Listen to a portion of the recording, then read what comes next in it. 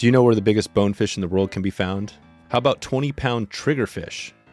And are you like me and would love a little history on the geology and species life histories of your favorite Pacific Island destinations?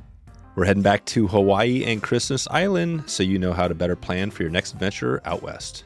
This is the Wet Fly Swing podcast, where I show you the best places to travel to for fly fishing, how to find the best resources and tools to prepare for that big trip, and what you can do to give back to the fish species we all love.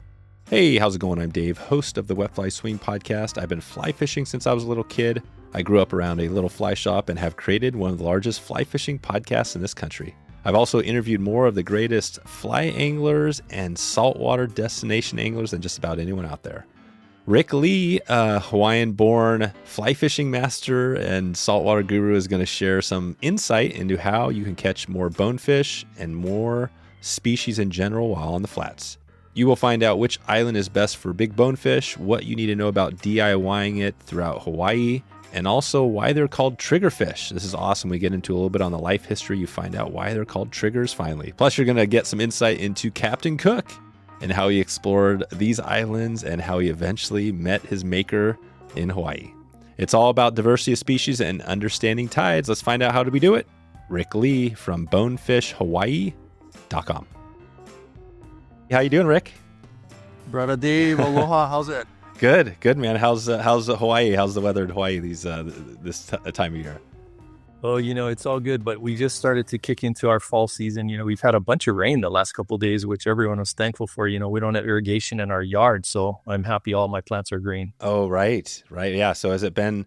I mean, Hawaii's known for definitely you guys get some. I think it might be the rainiest spot in the world or something like that, right? One of the islands, is it Kauai? Yeah, arguably, yeah. Mount Waialeale over on Kauai is noteworthy in that regard. They get crazy amounts of rain up in Alakai Swamp, and it's one of the wettest spots on Earth. Yeah, so you guys definitely get a little rain. And where are you actually? You're on which island are you on?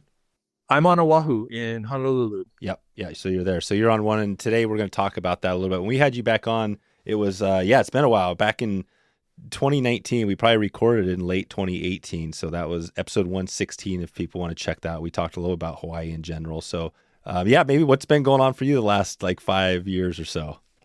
Yeah, it's been a minute. I got keiki that are growing like weeds and playing in the state championship for volleyball and all kinds of crazy stuff going on. Fishing's been fishing, and we're enjoying being out there and enjoying the wonderful friendships we're making with Malahini guests that are visiting Hawaii, but facing some of the same challenges with regard to conservation and protecting the resource, and in general protecting our near shore ecosystems in Hawaii. Gotcha. So that's something I wasn't really thinking about, but that's something that's an issue. Have you seen some changes in the last 5 years on some of that, like for the negative? Not so much. I think a real positive that I've been seeing is there's a lot more interest from folks who are visiting Hawaii with regard to protecting the bonefish or OEO resource that we've got here. But bonefish are on the menu in Hawaii, so it's been an uphill climb with regard to educating and trying to meet in the middle with folks who enjoy eating bonefish. Gotcha. Yeah. So that's it. So basically a lot of these places, I'm not even sure, you probably fish some of these other flats around the world where bonefish maybe aren't harvested at all or at any rate. And is Hawaii a lot different than other places? It has been, historically, bonefish were farmed by the Hawaiians, to my understanding, over 500 fish ponds pre-contact, when Captain Cook rolled in 1778. And those fish ponds, in large part, had tremendous stocks of bonefish, and those bonefish were harvested very systematically and in a real sustainable manner by the ancient Hawaiians. And then, in sort of post-contact times, there have been a tremendous amount of bonefish harvested. And I understand, sort of a 99% decline in the aggregate number of fish on Oahu. So it's been a hard one in that regard. Back between the 40s and the 60s, kind of when gill nets came into play, there were commercial harvests of between 50 and 100 metric tons annually. So that's 100,000 plus pounds of bonefish every year that are being taken off the reef. And, these fish are long-lived, right? Yeah. I mean, there's bonefish that are documented to be, close to 25 years old. So slow growing, long lived, big fish being taken off the reef. So, it's an uphill battle, but, there's more and more people getting behind it. And I think that's a real positive. Yeah. So are you saying back in before pre-Captain Cook time, pre-white settlers and all that, they had like fish ponds like in the near shore sort of thing that were separate from the wild fish out there? Yes, absolutely. And so, the Hawaiian fish ponds are an amazing thing. If you ever want to take a minute and do the deep dive on Google, you can. But the basic premise is a rock wall surrounding an estuary area. And that rock wall would have a number of openings in it called makaha. And the makaha were guarded by basically big pieces of wood that were vertically attached close together. So the water and the small kind fish could go in and out real easily, but once they got to a certain point, they were trapped inside. And that makaha also had sort of a catchment in it, for lack of a better description, where when it was time, depending on the tide and the moon phase, those big fish would want to go back out to sea. And so they could be either netted or speared by whoever the person taking care of the fish pond was. And then those fish were provided to the ali'i and divvied up amongst the rest of the folks who enjoyed them. Amazing. Yeah. The word fish pond now means a lot more to me than, before I think of it like the company, but yeah, fish pond, that's really cool. And they probably did that for thousands of years, right? Yeah. Yeah. I mean, Hawaiians have been here for 1600 years, that's how they survived. They were super organized. They had super great systems. They worked with the land. They didn't overharvest. They had what were called kapus, or times when there would be no harvest or no fishing for particular species in particular areas. I mean, now, in modern times, we have these, MPAs, these marine protected areas, but that's about it. Maybe some slaughter size limits, but it pales in comparison to the way it was managed in old Hawaii. Gotcha. Well, and I want to talk about, we want to talk fishing, of course, fly fishing, Oahu, and also a little on Christmas Island, because I know you've got some big trips going there, and I think you have some open slots there as well. But I'm curious on the COVID thing, going back to this, we don't talk a lot about COVID because we've all been through it. But for you on Hawaii, were you there when that hit? I was interested because, you had a period of time where there was nobody, and then I heard there was like a lot of people into the area. What was that? What was that like? Oh, because check this out. So I'm down at Christmas Island hosting a group. I get a text from my wife and she goes, COVID is getting really bad. You need to get home. And, Christmas Island, right? It's a once a week charter flight. Oh, There's right. no way of getting back. So we were very fortunate after a 2-week stay at Christmas Island to leave on the last Fiji Airways flight that departed from Christmas Island to Honolulu. And subsequently it was closed for close to 3 years. Wow. Yeah, it would have been a long time away from home if I hadn't have made it. So, but anyway, Hawaii was impacted certainly from a tourism standpoint, in a negative manner. The positive thing was nobody was on the road. There wasn't any traffic. There was nobody out surfing. I mean, it was killer. People were digging it. What was that like, being there with just quiet? It was like when we were kids, bro. It was killer. Yeah. Yeah, it was fantastic. So, not to say that there was a lot of businesses that were really suffering, Right. and, it was hard all around because we're a tourism-based economy, but it was a nice little respite, in the fray of what was going on, internationally with regard to COVID. Yeah. Are you back now with your Christmas Island trips? Are you doing those like you were pre-COVID?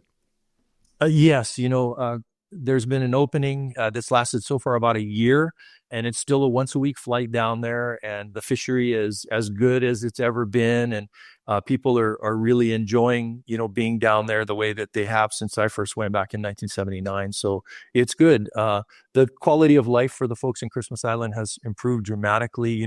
There was never any TV or internet or any of that kind of stuff until just barely pre-COVID, but now it's much more widely available. And so, guys are cruising with cell phones, and, they're getting more shipments of food coming in on the charter flight. So their quality of life has increased, by a good bit. Oh, okay. Yeah. So you're kind of getting back to it. Nice. Well, we'll probably touch on that today as we go a little bit on, Christmas Island. I did want to touch on Oahu and just Hawaii in general, because I know we've had a few listeners reach out to me and say, hey, we're, heading over there. And I haven't been over there in the last couple of years or so, but it's always a place that people love going to. And so maybe talk about that. What is the opportunity like when you think Hawaii? Maybe just let's start general overall. Where can people fish? Is it just bonefish or triggerfish, or there's other species we should be thinking about?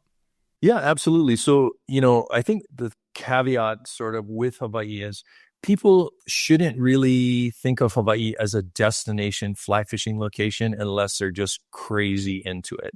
I think if people kind of put it in the category of another great activity perhaps to do when they're here, or, bust a move from the family first thing in the morning to, get a couple hours out on the flats while the kids are sleeping in, then I think it fits into the general vacation trip in Hawaii a lot better. There's a 1.5 million people that live in Hawaii, and about 1 million of them live here on Oahu, where I do. And it's crazy. There's almost 10 million visitors to the islands every year. So, this is a grown up city. There's a lot going on 24/7. And accordingly, the pressure on the resource is really high. Not to say that there aren't a bunch of bonefish, and some of the biggest bonefish in the world, which is, pretty fantastic.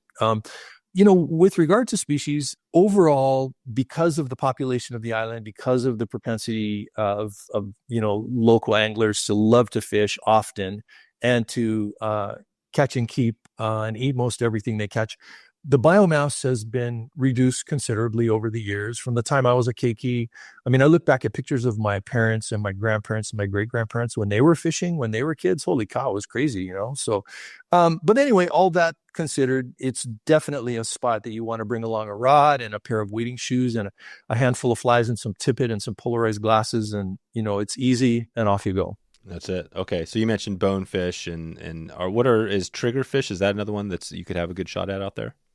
There are triggers in Hawaii. The main one that we see, close to shore is the Picasso triggerfish. It's the Hawaii state fish, the humuhumu nuku apua. There's also a couple of varieties of trevally, and there's a whole bunch of goatfish and some other fish that you can catch while you're out there. Yeah, okay. But bonefish, probably a lot of people, if you had a free day or free half a day from the family or something like that, heading out for bonefish might be probably one of the most popular ways to do it. It is. And, the thing about bonefish is, even if you catch what would be considered not a giant one here in Hawaii, they're smoking big fish that pull like crazy. So, my suggestion to people is, go out, target bonefish. If you have something else swim by or, have a shot at something else, give it a go, because very few fish have seen flies here in Hawaii. So they bite pretty readily, with bonefish perhaps being the exception. Okay. Is there a area, I guess you find the flats, what would be a recommendation for if somebody was coming in? I'm not sure, wherever on the island, where would they go? What parts of the island? Well, Oahu's got flats pretty much all the way around it. The only thing I would say is be very, very careful during the winter months on the north or the northeast or northwest shores.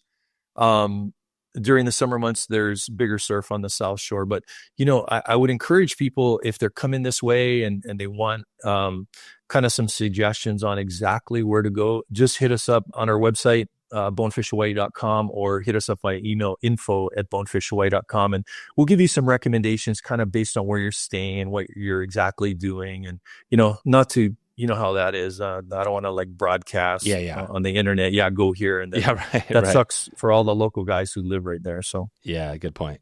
So basically, but there's lots of flats and people can explore. And then on your website, do you have some resources? Do you kind of do any of the blog posts, anything like that, where people can read up on some of this too? Yeah, there's some suggestions for gear and flies and, approaching it. I think, like we talked about last time, this goes for sort of all the Hawaiian Islands. I think you want a 7 or 8 weight rod, a floating fly line, definitely some of the newer weight forward saltwater fly lines are going to serve you best because of the wind, which we have most days here. You want somewhere between a 9 and a 12-foot leader, tapered down to 15 pounds.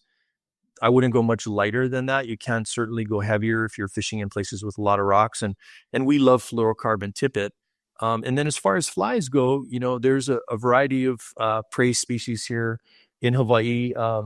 Depending on the flat you're fishing, there's going to be a little bit more focus on one thing or another by the fish. But, any of the traditional Crazy Charlie patterns in, tans and browns and oranges are going to work well. We love lead eyes because the flats can be a little bit deeper than you would find elsewhere, perhaps the Bahamas or Mexico, that sort of thing. Mantis shrimp patterns are super, super popular, and there's a whole variety. There's 15 species of mantis shrimp in Hawaii. So they're all different colors. They're all different sizes. those stomapods are super, super cool creatures, and bonefish love to eat them. But some of the more popular ones, the Hawaii mantis or the zebra mantis, they're kind of tan with bars on them. So you see a lot of the different flies where people will put bars on the tails to kind of imitate that to some degree. A good pair of wading boots is super key here because there's mostly marl and coral. There's not a whole ton of sandy flats like you would find in many other places. And so protecting your feet is key, unless you want to be, crying the rest of your vacation with your feet up on the couch with a huge cut from the coral. And polarized glasses are key as well. Yeah, I think we talked about last time, I'm a big fan of an amber lens. So your trout fishing glasses would work really well here in Hawaii to see those bonefish, and that big green, submarine that you see cruising out in front of you will jump out with those amber lenses. Gotcha. Wow. So that's pretty much it. Yeah, you get out on wherever you are, some of those flats, and you're looking. Is that kind of the first part of it, kind of trying to spot some fish? Yeah, absolutely. Like Bonefish Anywhere, the real reward in the experience is mano a mano, hunting them, making a cast to them, stripping your fly in a manner that the bonefish are going to be interested in, and then it's game on when you hook them. I should also mention reels don't show up with under 100 yards of backing, otherwise you're going to lose everything. So, because even the smallest bonefish get you, quite often way into your backing, and some of the bigger fish will bottom out 150 yards of backing if they have room on a big flat. So, be ready for fish that pull. Let DeMark Lodge give you the Montana fly fishing experience you deserve. The gin clear waters of the Missouri offer a world-class experience with one of the finest rainbow trout and brown trout fisheries in the world. Whether you're a seasoned angler or new to the sport, their family-owned guides tailor a trip just for you. You can head over to ondemarkoutfitting.com to fish one of the great trout streams in the country. Imagine a place where a river meets your doorstep without breaking the bank. Introducing Jackson Hole Fly Company, redefining the online fly shop experience. JH Fly Co. designs and manufactures all of their own products so they can deliver high-quality fly rods, reels, flies, and gear directly to your door at incredible prices. Whether you're a novice angler or professional guide, we think you're going to love Jackson Hole Fly Company. You can visit them right now at jacksonholeflycompany.com. Hawaii is known for some big bones. What would be a big bonefish? Yeah, we occasionally see fish that are over 30 inches fork length, double digits. It's not uncommon to be out wading and see, 8, 9, 10-pound fish around on any given day, particularly, this time of the year in the fall. There's some fat boys, cruising around. But I would say the average fish on our charters is somewhere right around 5 pounds. And that's not, a guide's tail. They're solid 5 pounds because you're catching some 2 and 3 and 4 pounders, but you're also catching some 7 and 8 and 9 pounders on a pretty regular basis. So. Okay. And why is the fall time? Why are they fat in the fall? What's going on with them this time? I don't know. It's interesting. Those bonefish move around to some degree, not a lot, but the area that we spend a lot of time guiding is located between Honolulu Harbor or Pearl Harbor. And those are both big deep draft harbors that provide a lot of recruitment for younger bonefish, and those younger bonefish seem to be cruising in the spring and in the summer, the smaller 3-4 pound guys. And then the big guys seem to show up in the fall. But it's interesting, diving a lot of times, Dave, check this out. I'll go with my keiki and they love to hunt for shells, so we'll go snorkeling around in areas that are sandy that, might be 10, 15 feet deep. You can see the bottom really well and see shells down there. But at the same time, I see huge schools of smaller bonefish, like 1-2 pound bonefish in big wads, like hundreds of fish sometimes. And so I think the life cycle of the bonefish, it's really interesting. I don't know if you want to get into this, if the listeners are interested, but so, bonefish in a general sense have a tendency to form these large spawning aggregations on certain moon phases. And so a big bunch of bonefish will come from inside near shore by the reef, and they'll go outside into the blue water in a big wad. And then it's mayhem where the males are letting their stuff out and the females are letting their stuff out, and everybody gets in a big fray, and these eggs are turned into little bonefish. And then the bonefish larvae, they're called leptocephalus. They're these clear, like 2 or 3 inch long. They look like an eel. They're beautiful. They have a iridescence to them, and they'll migrate from back out at sea back into these estuary areas near shore. And they actually go, this is so cool, dude. They go from like 3 inches down to like 1 inch, and then they look like a fish again. Hmm. They actually look like a Oh, bonefish. weird. And then they grow and grow and grow in the nearshore areas. You know, wherever you have fresh water, there's a lot of the stuff that makes the world go around for bonefish. And so they'll grow up, and by the time they get to be, 19 or 20 inches, they're, 3.5, 4 years old, and they become sexually mature. And I think in the meantime, before that, they get to that size, they stay down in these big sandy areas in deeper water. And the schooling mentality is how they keep safe, right? If a big predator comes, you just got to run faster than your friend next to you and you're safe, right? But then once they get, to that size, around 20 inches or so, then they go onto the flats because their caloric requirements increase. And so they got to hunt for bigger prey items, and they can't have, 100 other Joe bonefishes trying to eat what they're eating. And so then we start to see the bigger ones on the flats. And that's kind of the target of our charters, and I think most bonefishers in Hawaii, looking for them in skinny water when they're bigger. And then they grow, 15 years old, and a 15-year-old fish, I mean, it's crazy how many experiences they've been in, been there and done that. They've seen flies before. So. Oh, yeah, exactly. That's cool. So you do a decent amount of guiding on Oahu? Yeah, try and get out on the water as often as possible. I drive a really fantastic Chitim flat skiff, all carbon, and oh, wow. Super stealthy, floats super shallow, super quiet. It's incredible machine for what we do. It's dry and it's comfortable and it's safe, and it puts us on a ton of bonefish. It's not uncommon to float over these great big fish. They don't even know you're there because they're looking down hunting. So it's a good setup. And sometimes we use the boat to pull into areas that are offshore where there's flats where we can wade to kind of get away from other anglers as much as possible. And it gives us more opportunity at tailing fish on certain tides. And it's a lot of fun. I really enjoy doing it. It's been a lot of years, kind of since the mid-'80s I've been guiding. So this is nice to be able to do it at home and, do it with some great people I really enjoy being with.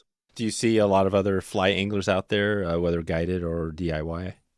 Yeah, it's starting to be more, bro. When we were kids, there didn't used to be any fly anglers at all. We had it all to ourselves. It was pretty cool. And back then, every bonefish would bite because they hadn't seen a fly before. But yeah, it's getting popular. And on one hand, you think, oh gosh, there's somebody on that flat. But then on the other hand, I always have to check that and say, you know what? That person who's on that flat fly fishing shares many of the same perspectives that I have with regard to conservation and with regard to preserving the resource, and with regard to just being out there on the flats and enjoying the day versus how many bonefish can I load up in the cooler, so it's all good. Yeah, definitely. What is if somebody's thinking about a trip there, is there better times of the year to hit it for bones? We're so fortunate. The water temperatures range kind of, from the mid-70s to the low 80s all year round. And so we have fish around, and you could fish more or less every day of the year here in Hawaii, which is not the case in many other bonefish destinations. So it's good. The one thing I guess I would say is there's certain times of the year, particularly in the late summer and fall, where we do get some weather. But you can get a rainy day that blows with a lot of clouds any day of the year. So it's kind of hard. That just is part of the deal with Hawaiian bone fishing, right? I mean, It's windy here most days. There's waves. The wading's hard. The fish are hard to see. It's hard to cast in the wind. But, if you just take all that in stride, it's cool. It is cool. What is your, on the wind casting, we've had lots of little tips on that. Do you have anything specific you tell your clients if they're, you're getting them hooked up to maybe not cast into the wind, but what do you tell people? Easy, cuz easy. Yeah, that's it. You know what it is? I think in a general sense, I think all of us are definitely guilty of this. The stronger the wind and the more into the wind you need to cast, the harder you try and the faster your tempo is.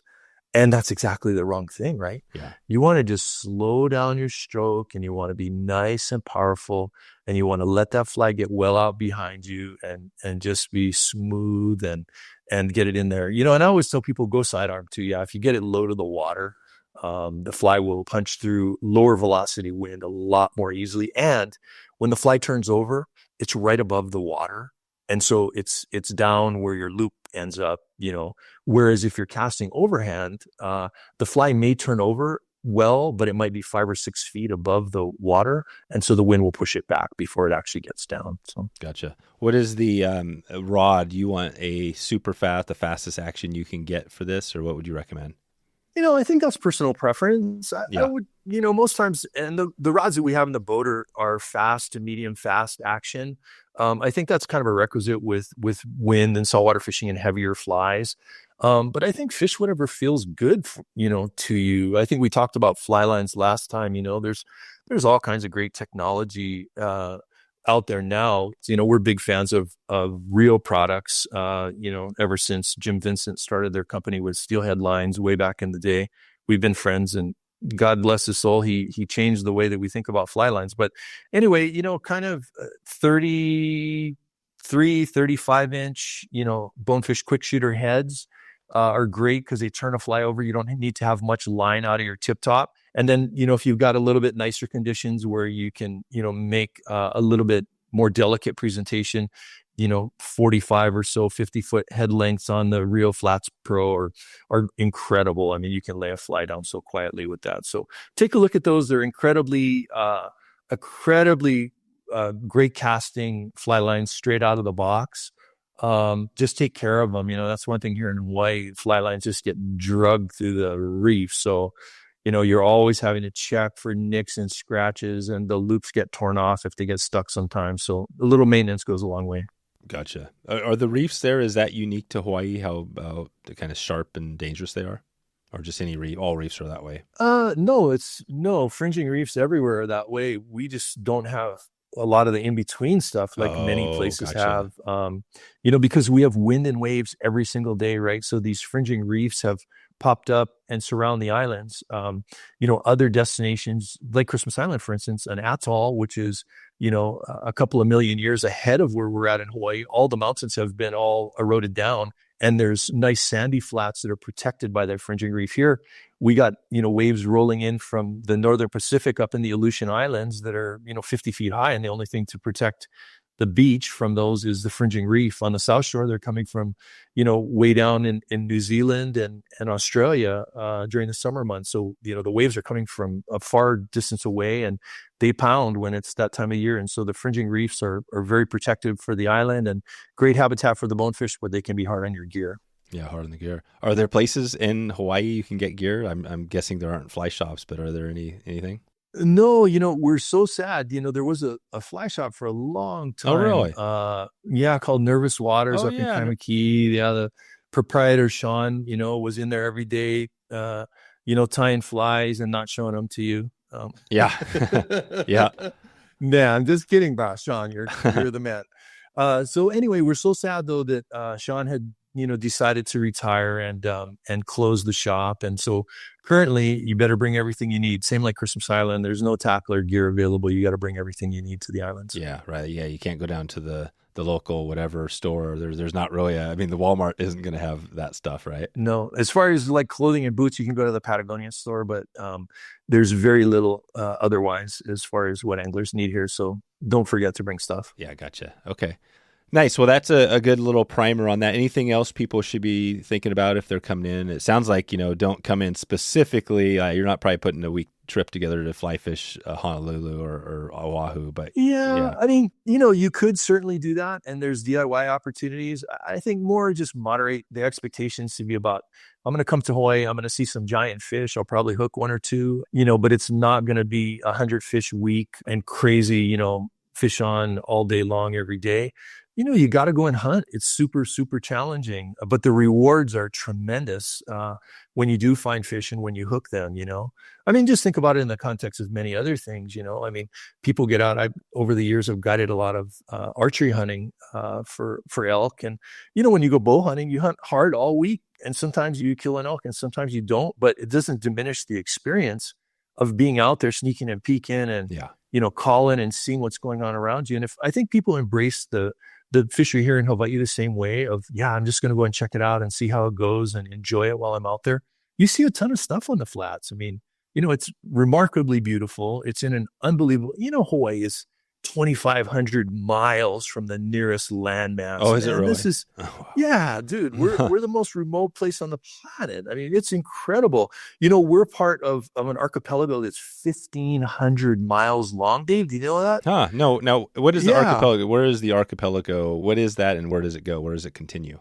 So, you know, it goes from the big island of Hawaii, and actually even south of the big island of Hawaii, there's a new volcano that's percolating a few thousand feet below the surface called Loihi on a volcanic rift. And this thing is erupting all the time. And Wow. it's going to, not in our time, unfortunately, but one of these days it's going to be another Hawaiian island. But anyway, 132 islands stretch from the big island north and west, way up to Kure Atoll. Dude, it's freezing cold up there. I mean, it's like going towards Japan, right? And so anyway, that Hawaiian archipelago is primarily encompassed by the Papahanaumokuakea National Monument.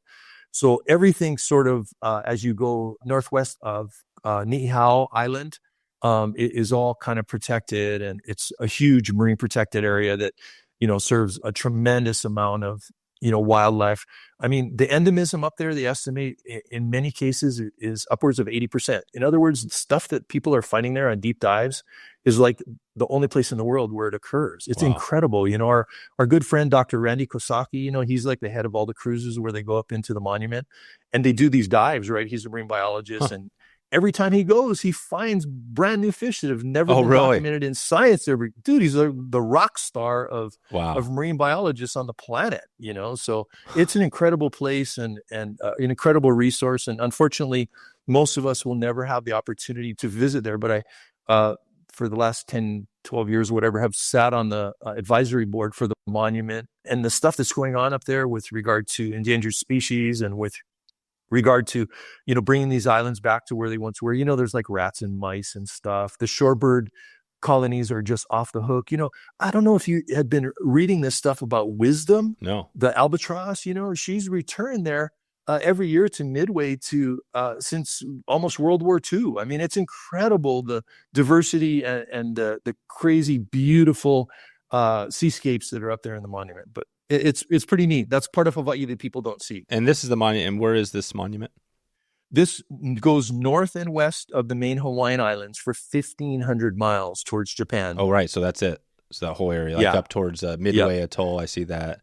Midway is almost to Kure. Yeah. Midway is most well known, of course, because of World War II and the huge battle where the American fleet was able to neutralize the Japanese fleet, which was ready to, take down the West Coast, right? I mean, this is a big deal. Oh, right. So Midway is an actual couple of islands there. Is that what that is? There's one large main island and then some smaller ones. Yeah. Yeah. And there's an airstrip there that serves the FAA. Oh, wow. So there's an airstrip to it. It's amazing. Okay. Yeah, a big one for trans-Pacific flights. Like if you're ever coming from Asia to the West Coast of the United States and, you had mechanical or other issues, that's where your plane would land. Yeah, the Henderson Airfield. Yeah, you would land in Midway and then they would fly another jet up and take you back home and then fix the one that was broken. So Right. Crazy. Okay. So basically when you see the Hawaiian Islands now, you can just imagine that even though the rest of them are below the surface, there's a whole chain of islands going up towards Japan. Yes. And over the millennia, those islands have all been big and beautiful, like the big island with volcanoes and maybe, I don't know how tall, but, the big island's got 13,000 foot peaks, right?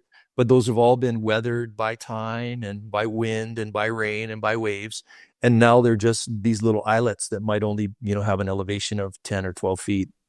Gotcha. So that's all it is, right? So there's it's just tiny, right? This is amazing. I love the history and the geology. I mean, that's the crazy thing is that as you sit there, one of the craziest things is when you fly into it, right? You're above the ocean, all of a sudden, boom, there's this little island you're landing on. It's always a weird feeling, It is pretty amazing. My grandfather had to go to college on a ship. I mean, this is really? all pretty new. Oh, wow. Pretty new stuff that's happening, So we're in a pretty good time now, to be able to, a hop, skip, and a jump, and you're in Honolulu or in Christmas Island or wherever. It's crazy. Yeah, Christmas Island. So now where's Christmas Island from Hawaii? It's due south. It's part of the Republic of Kiribati, which were formerly the Gilbert Islands. And so Christmas Island is in the Line Island chain, and it's right above the equator, and it's like 100 years from nowhere. I mean, it's crazy how you just go from, being in this metropolis of Honolulu with, crazy tourism and high rises and traffic, And you go down there and there's like people living in grass shacks and a pig tied by their back leg to a palm tree. And it's a whole nother world. It's wonderful. No kidding. So it's and like you said, it's just a flight, kind of a once a week hop down there. Yes. So you roll in on Tuesday, you come back on Wednesday, but you cross the international date line, so you get back to Honolulu on Tuesday. So the general fishing itineraries, you get 7 nights and 6 full days of fishing down there, and it's a 145 square mile lagoon that's got so many flats. It would take you a lifetime to fish all of them, and then the whole exterior of the island has got a beach and then hardpan coral flats with breakers right outside of them. And so that's a whole nother new experience. Very dynamic, breaking waves, current, a lot of craziness on the outside. The inside is very tame, sandy flats, easy to wade. A lot of the guides cruise down there with no shoes even lots of times because it's very comfortable wading. And hordes of bonefish, triggerfish, giant trevally, and then outside the passes of the island, there's big, huge schools of milkfish and lots of pelagics, tuna and sailfish and wahoo and others. Stay warm, stay focused, and don't let the cold dictate quitting time with Heated Core's advanced base layer technology. HydroWick fabric wicks away moisture while undetectable carbon fiber heating elements target key areas to keep you dry and warm all day long. I had a troubling experience fishing a New York steelhead stream while in December. I was fishing it, and my feet, my legs, I was getting cold. I literally felt like things were freezing. I had to step out of the water, and I literally had to stop fishing. And then I watched somebody else take that steelhead. So never again for me. I'm sticking with Heated Core. Lightweight and unrestricting, you can stay on the water all day with 3 levels of heat and a rechargeable 7.4 lithium-ion battery. Heated Core may just be your ticket to more time on the water this season. And what do you spend your time mostly when you go down there? What species are you guys targeting? A little bit of everything. I think the variety is what's appealing. I think the ones that I dig the most are the triggers. Dude, those things are incredible. They get up to like 20 pounds. Wow. They're an amazing fish for the fact that they live in a fort that's been excavated out of coral, and that fort usually will have 2 openings. So it's got a hard, coral top, and then it's got an opening on the upwind side or the upcurrent side, and the downwind side and the downcurrent side. And the reason for their name, the trigger, is they've got a dorsal fin that's like a hard, bony thing that ranges from, sort of an inch to 2.5 inches long. And what they'll do is they'll get down into their fort and they'll flip that trigger and wedge themselves in there so predators can never get them out. And so anyway, they'll be prowling around that fort. They're real meticulous housekeepers, and so you'll see them cruising around and moving rocks around, and you can feed them with little bonefish flies or little crab flies. And there's a particular kind of methodology that we like to turn anglers on how to do it.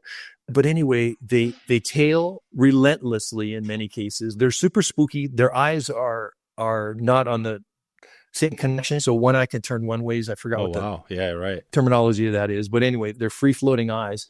They see very, very well. And so you have to be an accurate caster, and you have to fish your fly just right, and they have to be in the mood. And then they've got this super hard mouth with these Nosferatu teeth. Yeah, the human-like teeth. Yeah. So to stick a fly in there is very difficult. But, over the years, we've figured out the game plan and the secret flies, and so we get them pretty good. And it's I think the premier trigger fishery on the planet. I mean, I've got friends that go to the Seychelles. They say it's hands down better than there. Really? So yeah, even for paying $15,000 a week, you can go to Christmas Island and have the best trigger fishing there is. Right. So and is this the same species that you would find up in the Hawaiian Islands? Yeah, the Picasso triggerfish is there, but the ones that you're primarily fishing for are called the Titan triggerfish and the peach-faced triggerfish. And they get a lot bigger than the Humuhumunukunukuapua that we have here in Hawaii. And they're more interesting. They're absolutely beautiful fish, though. If you check out our website, fishchristmasisland.com, there's lots of pictures of them. And I think we talk a little bit about fishing for them. Yeah, okay. So triggers and bonefish, and then there's other species, but those are, I mean, if you're down there it is a week, it's always a week trip. Is in those 6 days of fishing or whatever, are you focusing on one species per day, or are you just kind of out there catching whatever? No, it's a little bit of everything. Your day might include, perhaps starting off with going and fishing some rising milkfish in the morning when you've got the sun and the wind at your back. And most of the time we fish those by drifting out of the boat. That you'll have these lines, Dave. It's incredible. These milkfish are sort of 10 to 15 pounds on average. And they're schools sometimes of 500 or 1,000 of them lined up in a current line like giant brown trout. Wow. And they're actually slurping little pieces of seaweed and algae that are floating in current lines coming out of the lagoon with the wind. And so you'll float along and you'll try and present your seaweed fly. There'll be some that are up on the surface and then some that are just suspended a little bit lower. And, it can be incredibly productive on some days. Other days, they all give you the finger, So, Yeah. but it's wonderful because, they've got a fused gill plate, these milkfish do, and they don't build up lactic acid in their system like other fish species do. So they don't give up. Some of them jump like a tarpon. Some of them run like a bonefish, and other of them just bulldog down on the bottom like a giant trevally. They're rocking fish, and they have a giant tail for their size. So they really, really pull. Yeah, they have a giant super forked tail, right? They look like a fast fish. Yeah. And a crazy big eye. Yeah. And so anyway, then that might roll into maybe a little bit of offshore fishing. Yep. We'll go and find a school of tuna and, try and catch those tuna on flies or even pull little conventional gear. And then sometimes there's sailfish around. And so we can try and tease up a sailfish. And then it might only be 10 o'clock. And then you go into the lagoon and based on the tide, get lined up to wade across the flat with your guide and your fishing partner and target bonefish, and there'll be triggers tailing and you can get on those. And then all of a sudden, GT, your guide's yelling at you and he's running over with your big rod to trade between your bonefish rod. And here comes, 30-pound or 40-pound GTs across the flat. And, you're trying to strip your line out and get your fly out. And it's, it's a cluster. And sometimes it comes together, man. It's incredible. So giant trawl is like the giant trawl, like the giant. Yeah. We've had guests land them. And this is actually a wade, with a scale and a tail rope, 90 pounds on a fly. Wow. So you can catch some really, really big ones there occasionally. Now, one thing, the caveat I should offer is that the giant trevally fishing has been maybe not quite as good as it was pre-COVID in the last 2 or 3 times I've been down last year, or this year rather. And I think the reason for that is twofold. One is we're in a La Nina cycle, which generally means warmer temperatures in the Central Pacific. And I think the second thing is, there was no plane to Christmas Island or ship or anything for 9 months. And so the major food source for those giant trevally, the milkfish, the smaller milkfish, which are in the lagoon, might range between a half a pound and 3 pounds. They were actively netted by the locals for dinner. And so I think a lot of the larger trevally have moved out of the lagoon temporarily, but each trip we go, people are getting good ones. And I think now they were kicked in back into that El Nino weather pattern with a little cooler water in the Central Pacific, it's going to get back to its old self. So I see. Perfect. Yeah. So it sounds like the great thing with Christmas Island is the diversity. I mean, some of the big species and then some species maybe you wouldn't have thought of. Is that kind of what makes it special? One of the things? Oh, yeah. It's amazingly diverse down there. We've got a guest from the East Coast of the U.S. He's been with us a number of times down there. And he's got this funky looking fly that's just this orange thing with crystal hair and a little tail on it and some big eyes. And his whole thing is, I want to catch a whole bunch of different species. He's up over 115, I think, different varieties of fish there. Oh, wow. In Christmas Island? Yeah. Yeah. He'll catch a fish and take a picture of it. He'll be like, I don't know what that is. He'll take a picture of it.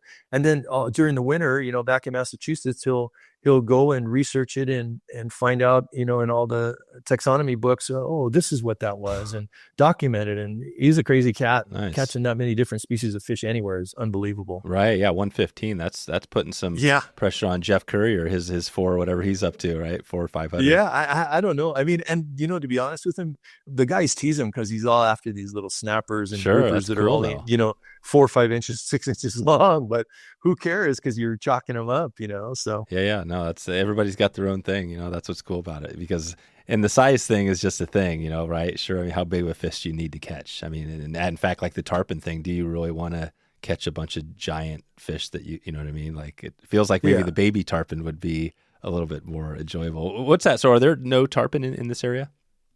There's no tarpon in the Pacific with the exception of some that have migrated through the Panama Canal. So it was primarily an Atlantic It's species Atlantic. historically. Yeah. Yeah, I see. Cool. And then what I is have it? dreams about tarpon though, man. I see tarpon on the Yeah, flats that we fish all the right. time. Crazy fish guide stuff. Nice. What is the Christmas Island when you get there? Where's the like the lodging and stuff like that? What's that look like? There's right now 5 or 6 different lodges that cater to anglers, and they're in various locations from over in Banana Village near the airport, all the way out to the town of London, which is right where one of the passes is for the lagoon.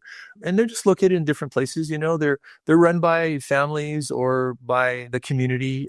There's one of the lodges the church sponsors is sort of to be able to employ their congregation and what have you. And everybody kind of does the same thing. Many of the guides, at the lodges that we frequent, some of them I first met back in the 80s when I was first going down there, and they were just junior guides and young pups like I was, back in the day. And now they're old, worn out guys like I am, and been guiding for all those years and, literally logging tens of thousands of days on the water, which is just remarkable.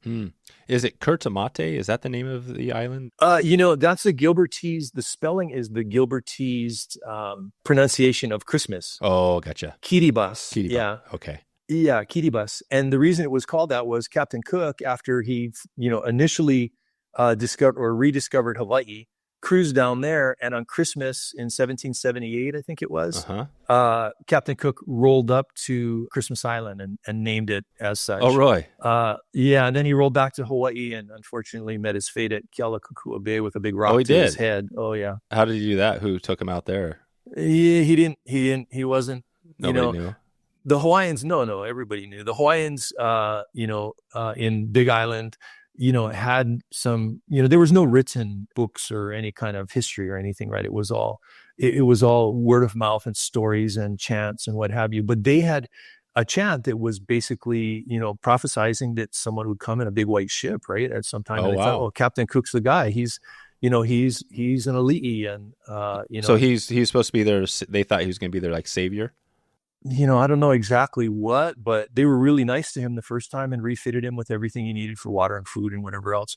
But then the second time he came back, it didn't quite go so well. And they shot a number of ali'i, one particular one who was very high ranking. And that was the end of that for him. So. Gotcha. So end to Captain Cook. Well, colonialism doesn't mix with Hawaiian culture, and that's been pretty apparent over the years. So doesn't mix well most places, I don't think. No. Gotcha. So that's at Christmas Island. And then as you look at the island, like the Stainless Bay, is that where all the fishing occurs in all those bays and areas around the island?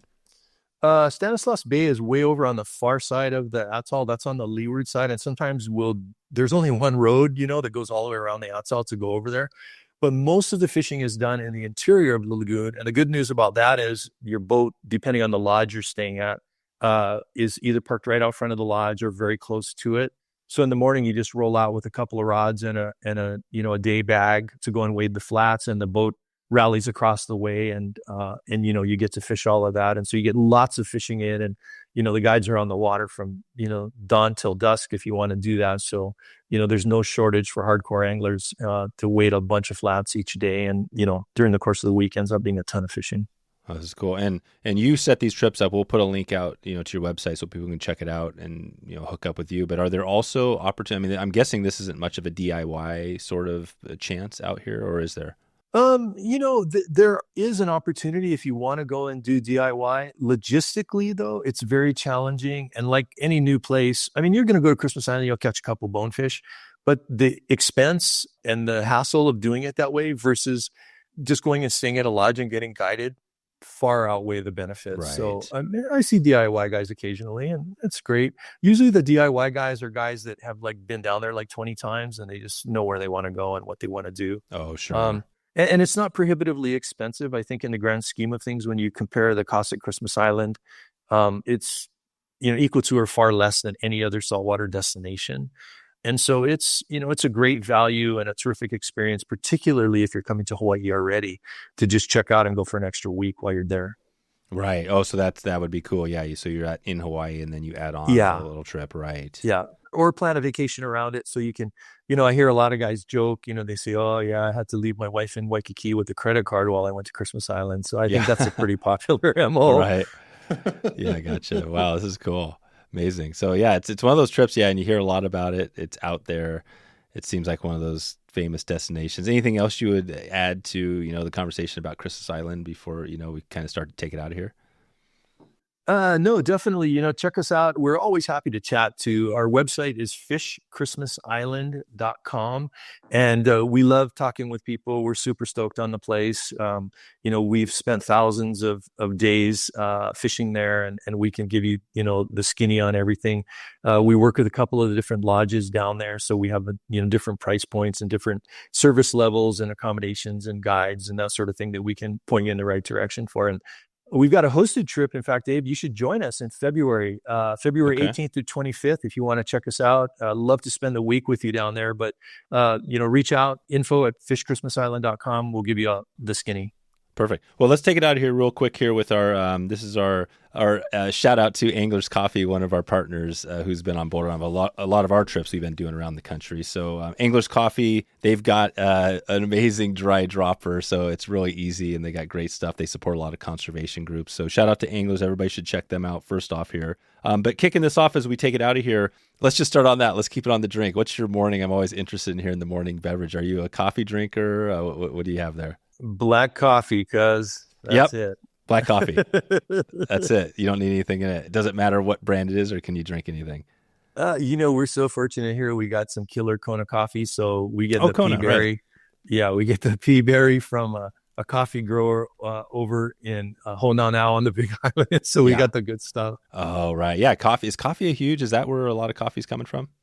No, very little, and it's like they got the appellation thing going now, like wines, right? So if you're like getting some coffee that's of a lower quality from Central America or South America or whatever, you can't call it Kona coffee anymore. So it's just the real stuff now that, you're going to see Kona coffee on the label. Okay.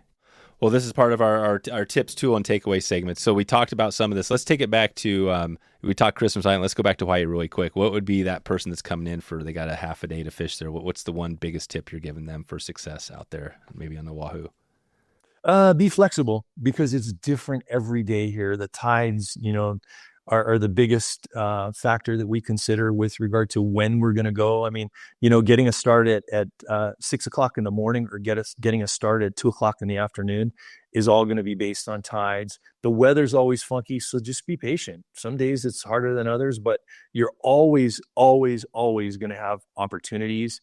And you just never know when the light goes on. Some days you might cast at 20 fish and, they all give you the finger. And then all of a sudden it's a game on. The tide gets just right. The barometric pressure is right. And the light, comes out from behind the clouds. And, every fish you pitch at is going to bite. So, yeah. Is that tide? What is the tide? Or is there a resource there on figuring out the tides? Yeah. The one that we use all the time is called Windy.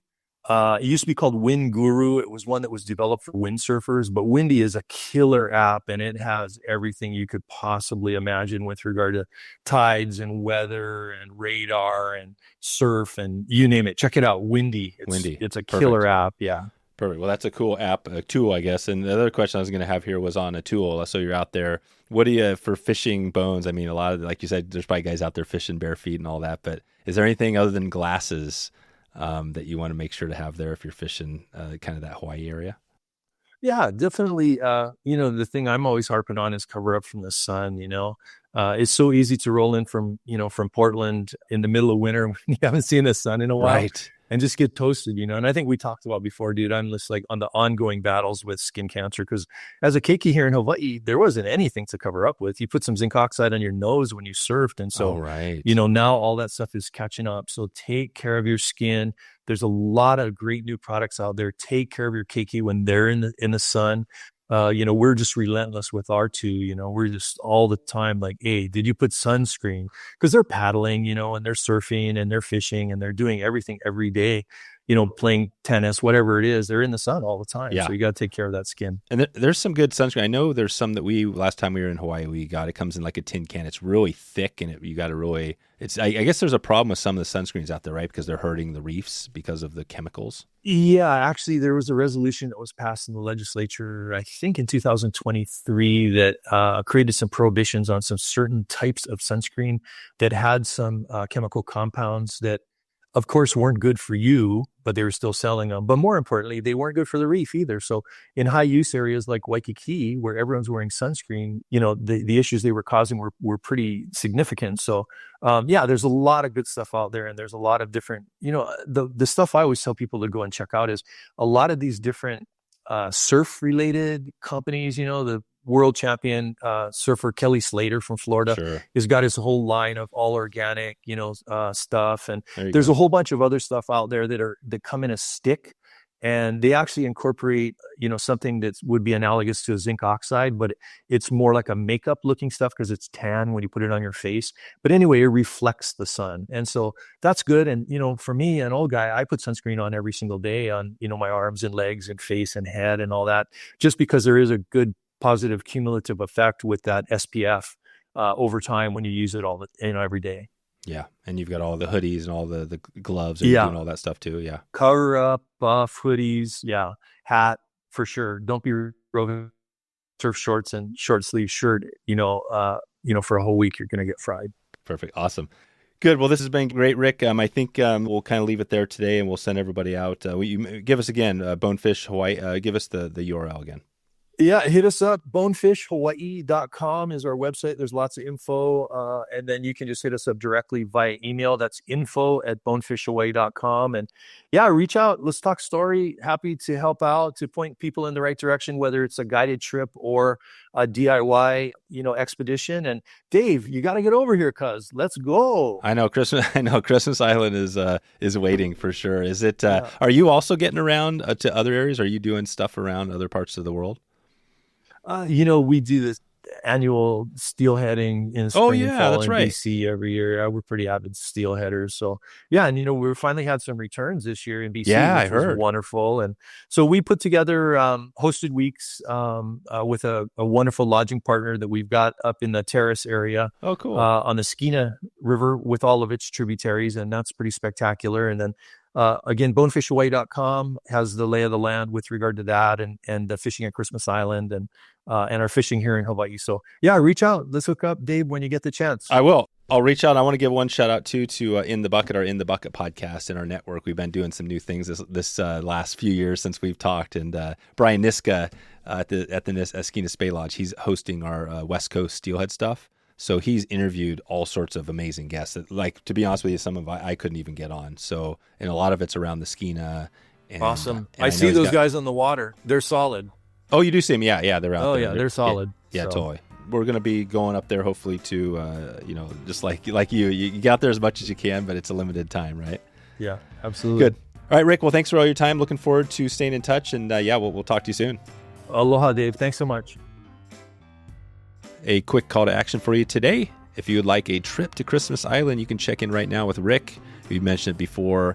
Go check out his website right now. Check in with him and see if he has any availability. He's got some stuff in February, it sounds like, so a couple spots if you get a chance. I'm also going to be looking at putting something together down the line, so if you think you would like to get this in as one of our schools, check in with me, Dave, at wetflyswing.com.